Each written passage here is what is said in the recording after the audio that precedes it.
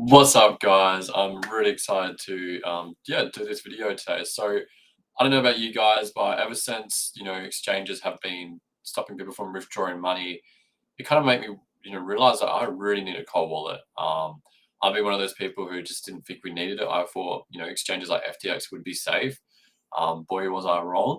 So yeah, I've been doing a lot of research. I don't know if you can tell my eyes like how red from all the research I've been doing. But I just wanted to give you guys the best decision I come up with the cold wallets because there is a lot out there. Obviously, Ledger, Trezor, Alipal. But I found one more also that was really cool that I'm also going to share with you, and I'm also going to share with you why I've decided to go with the wallet that I've chosen at the end of the video. So anyways, guys, I just wanted to tell you the difference between, the wallets that we have. So we have an exchange, right? Now that's not a wallet, it's just an exchange that holds your money. And the best way to look at this, which I learned from all the research, and it was such a great way to think of it. So a lot of us are really against banks, right? Are really against them. We hate them. We don't want our money on there because obviously we know that the money we see in the bank, all it is just digital numbers on a screen. Like it's not the money that they have in the bank. Like if everyone around the world was to withdraw their money, banks would be fucked. So with FTX or exchanges or anything, when you have your money on an exchange, those numbers you see in the exchange of how much crypto you hold, you don't actually physically hold that. They're just digital numbers. It's the same way we look at banks. It's so like mind blowing when I think of it that way. I'm literally doing exactly what I was doing with banks with exchanges. I don't own those crypto. Like if I went to withdraw it and they didn't have that Bitcoin, I wouldn't be able to withdraw it. So that was really interesting. Obviously, there is some exchanges apparently do one-to-one. So if you have one Bitcoin, they hold one Bitcoin. So they actually could do that. And like when banks were back to gold, you could obviously withdraw your money because they had it was back to gold. Now it's back to nothing, and the same as exchanges. What is it really back to? Their word or what they say it is. So having your money on exchange is really dangerous and really not smart because anytime they decide to not let you withdraw, you're fucked, and your money is just going to stay on there and you can't do anything. So if you really want to be in more control, get a cold wallet. If you can't afford a cold wallet, you can get a hot wallet. There is many wallets out there, and what a hot wallet is just a wallet that you own the keys to that is connected to the internet. So like MetaMask, the Exodus wallet, there is a lot of them out there. You just search them up. But I would highly recommend not having a hot wallet. Obviously, it's better than an exchange wallet, but the thing is, a hot wallet is connected to the internet, so there's always a risk of being hacked. It's not easy to be hacked, but it is possible because you got that risk of being connected to the internet, right? So that is what the difference is. If you guys didn't know, and I thought it was a really cool way to explain how exchange wallets are compared to a bank wallet, because I just never thought of it that way. So a cold wallet is a wallet that's not connected to the internet, or it usually isn't. It's literally you own your keys to that wallet, which means you're the only one who's access to it. It can be, accessed offline. With a hot wallet, it can't be. Exchange wallet obviously can't be as well because you need to be connected to the internet. So there was a good, security there. So when I was looking through wallets, I went through multiple wallets, and we're just going to go through them now. So with the Ledger Nano, I found. Oh wait, I just realized I haven't shared my screen. Let's just go back onto that. Share my screen. Um, with the Ledger Nano, I found obviously the chip that they provide. It provides an added layer of security and prevents sensitive information from being hijacked by founders. And by the way, guys, I'm just reading off notes because I cannot retain all this information. Um, it's lighter weight, so obviously you can carry it around, and it's very light, and that's cool. But the only thing which obviously if it comes out of your pocket, are you going to really notice it? Probably not. It's also very weak material. It's what it's made of is plastic and metal. I wouldn't really, if you dropped it in water, I don't think it's really that protected. I honestly also thought if a fire happened, it's pretty small. I don't think it'd be really fireproof as well. So obviously get a fireproof safe. Um, it only can store 5,500 crypto. The app is definitely a lot better than used than most of the other cold wallets I've actually looked at, and it offers more staking than any other cold wallets I've seen. I don't know about Trezor. The only reason why I haven't touched Trezor and why I won't be talking about it today is because it actually is only for Android users, and I'm an Apple user. So obviously you can use it with Apple, but it's just better obviously if you had an Android, in my opinion. And the thing with Ledger, you can actually add custom RPC networks, and you can also testnet networks as well, which is something you can't do on the Alipal, which is one of the things that I'm leaning forward to actually probably purchasing, which I'll explain why. Um, so yeah, I mean, if you guys are more of advanced people and you want to be able to connect to a lot more, third-party apps, or add custom networks or test nets and test new coins, then I would probably go with Ledger or Trezor. If you are more basic, I would go with Alipal because they pretty much covers everything. So this is the Nano. If we go through it, let's just see what they talk about it. Just say in case I missed out anything. So yeah, they are certified secure chip, which I was talked about. They have one of the highest securities than compared to what's it called? Alipal. It's EL5 plus. I'm not sure exactly what that means. I just know it's a lot more secure, a lot more security on it. And the only thing that I'm also a bit worried about is the Legend Nano NX, which is obviously what I would get. Has a Bluetooth connection, which obviously can cause some security issues. I don't know how, but it obviously that also could be a security breach there by connecting to Bluetooth. Because I don't know how it works, but that's just something I was reading up on. So yeah, I mean, also, I guess with the Nano X, it's been around for a long time, so it's quite trusted. Obviously, there was a security breach where, they got information of users. They never actually hacked into any of the actual, assets of what people were holding. It was just the user information, like where they lived and all that kind of stuff. That's the only thing about Nano. Alipay obviously hasn't been around for that long, so that's also a bit of a risk. But the reason why I'm actually looking to go more with the Alipal is, let's go through that. So Alipal, I decided to go with Mini, just because I just don't think you need that bigger screen that the Titan has. I just think a small screen is fine. I'll explain the difference between them later, but I just want to explain why I've gone with Alipal. So it has a secure aluminium alloy casing, making it harder to tamper with and not damage your device totally. Also, obviously, if you dropped it, you've probably got more of a chance of it being okay compared to a Trezor, which is quite flimsy and very fragile, and same as a Ledger. Once the device detects tampering, it automatically deletes every sensitive information or data on your device, which means that someone tries to tamper with it to try obviously hack into it, it will just delete everything. So you obviously, if you have a passphrase, that 24-word passphrase, or the 12-word passphrase that you get when you get the Alipal, you'll be able to connect that with a new wallet and you'll be all good. So it just prevents anyone from actually stealing your assets, which I think was really, really cool. It also is it's an air gap kind of thing. So pretty much what that means is it doesn't connect to the Wi-Fi, it doesn't connect to cellular, no Bluetooth. I'm pretty sure it's going to share it with here somewhere about it. But yeah, pretty much it's so secure. Like you don't need to connect with Bluetooth, no Wi-Fi. So there's really not much of a chance of you being hacked by anything because it doesn't connect to anything, if that makes sense. That's what I thought was really, really cool. So it also has more battery life than like any of the other wallets I've seen. It has an IP65 water and dust resistance. It has the Alipal Titan has 46 different blockchains and then 10,000 coins that are able to actually connect with. With the Mini, you get 36 blockchains, which I think is enough, and 10,000 coins.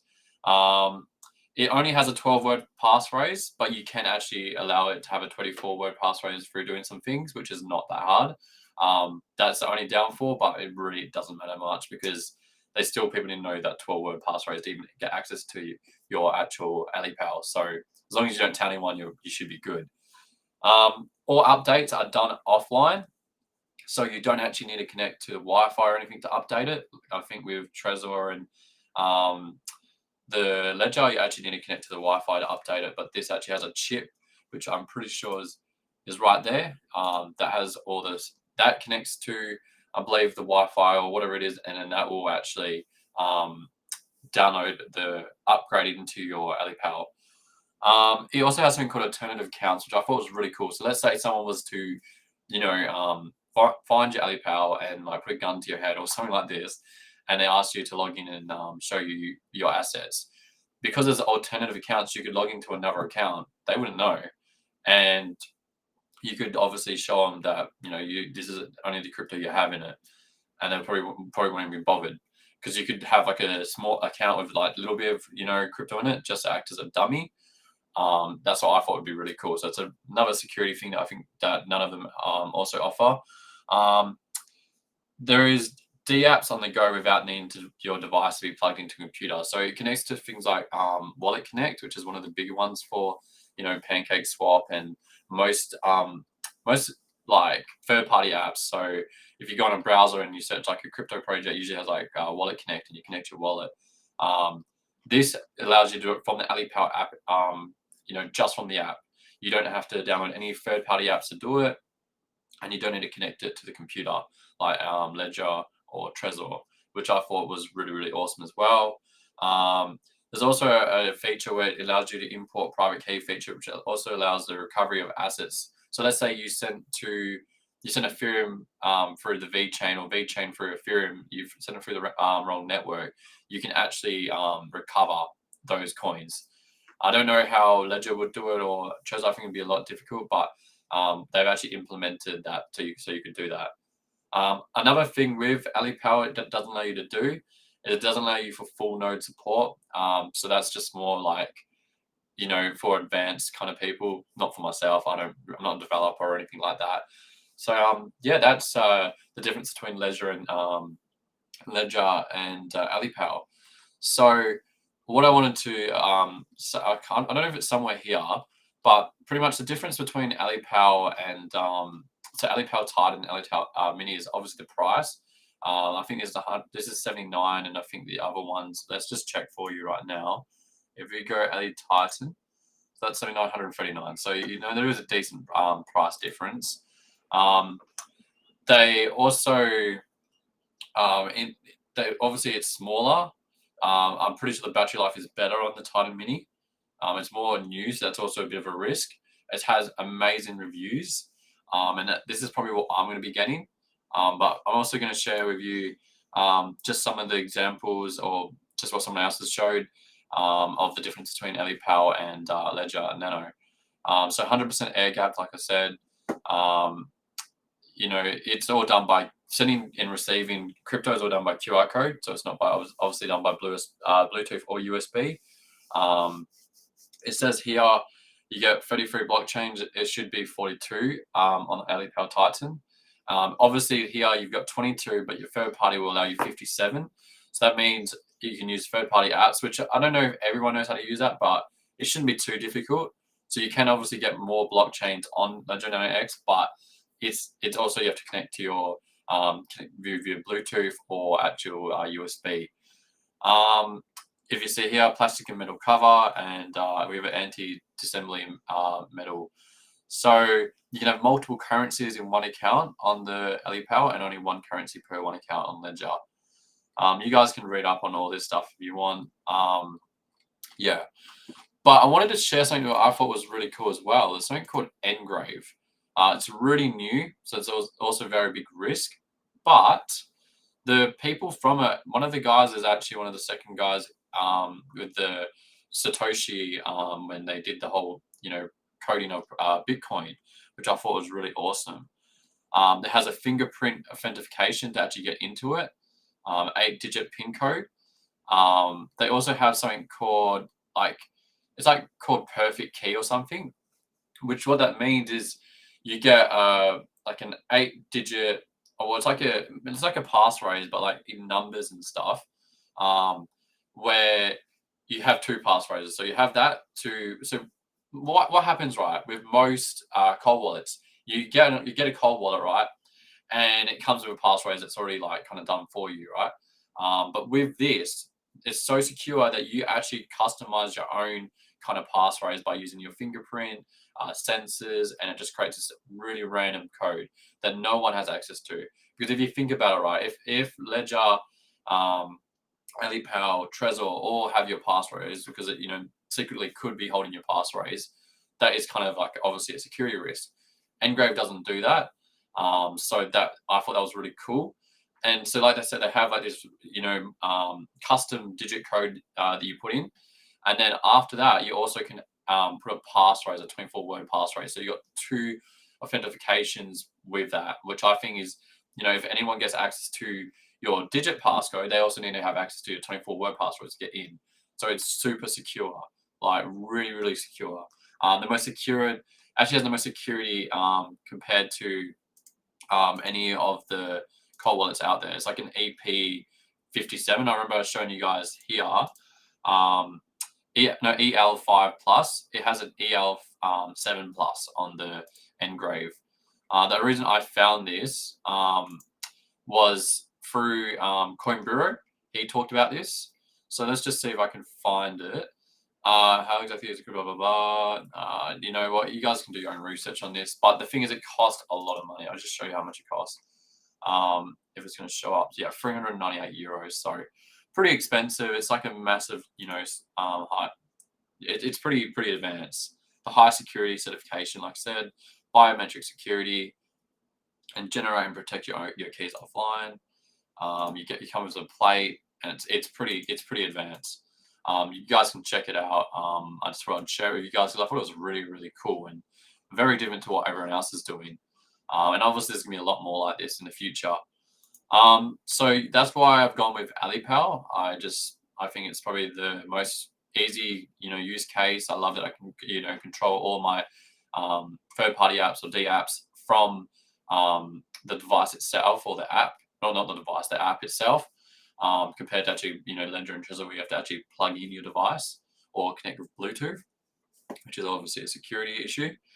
They have said in Ledger Nano that the Bluetooth obviously doesn't do anything, but I just rather be safe, be safe than sorry. I also bought one of these XC Pro by one of my mates. Told me to get one. It cost me $160 Australian or something like that. It's just like a really really secure way to store your passphrase, because if you guys don't know, obviously things can happen, right? Fires can happen. Where you could lose your passphrase and get absolutely burned, and then you got no access to your cold wallet with your millions of dollars on it in the future, let's say. So I'd rather be really, really safe, have this in a fireproof safe as well, just to be, really, really make sure that I'm really doing the best I can to protect my wealth. And yeah, I just thought it was really cool. And it's titanium steel or something, so it's really needs to be really hot to actually burn through, which it won't ever happen really. So yeah, you pretty much put your like a metal card engrave, or you can stamp, and you put in your passwords in there. You lock it up, secure it, and yeah, let me just see if it shows you. So you engrave it, you chuck it in, and then you lock it, and you get all like anti-tamper stickers. And yeah, it's pretty high quality. So that's what I bought. Especially after what's happened this week, I just thought that's what I got to do. So yeah, guys, that's exactly what I've decided to do. I hope you guys have enjoyed this video. I hope it's been very helpful for people who just wasn't sure what cold wallet to get, reasons for why they should get it, and I hope I was able to really get my points across to why I've decided to get a cold wallet, the danger, the danger and the security of actually not owning a cold wallet, and actually having, because obviously everyone always says, if you don't, not your keys, not your coins.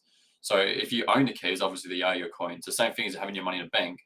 It's not your money. It's the bank's fucking money. So get rid of it, put it into somewhere safe. Or not get rid of it, obviously put it somewhere safe. And that's why I'm putting all my money into a cold wallet, and protecting my wealth, and also obviously putting my passwords in a really, really secure place. And that's why I've gone with AliPal, because it doesn't connect to Wi-Fi, cellular, Bluetooth, anything like that. and it's very user friendly. So hope you guys enjoyed. I hope I was able to help you guys really decide what you wanted to do with your crypto, and hope you guys have an amazing day.